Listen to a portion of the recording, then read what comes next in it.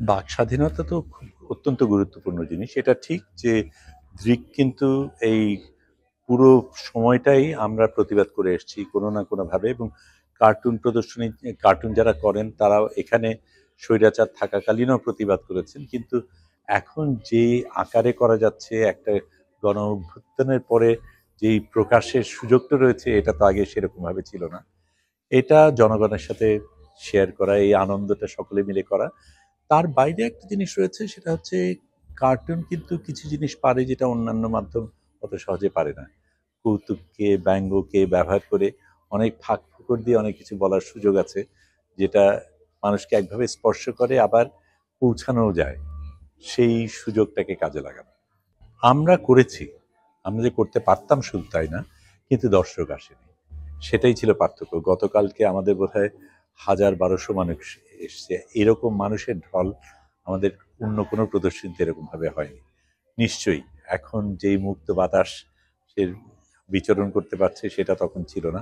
কিন্তু আমরা আমাদের কাজ করে গেছি।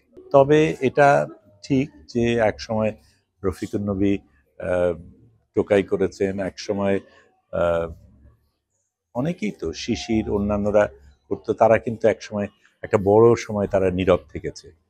কয়েকজন মেহেদী আরো দু একজন তারপরেও কাজ করেছে।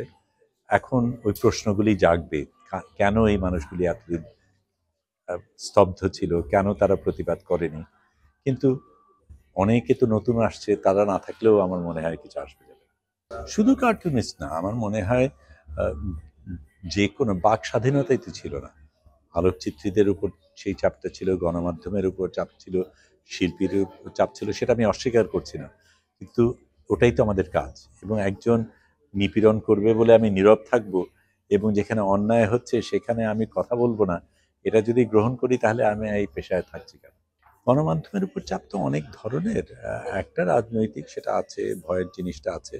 আবার অর্থনৈতিক চাপগুলিও তৈরি হয়, এবং গণমাধ্যম তো মালিকানার ব্যাপার রয়েছে। সেই মালিকানাগুলি তো বদলায়নি।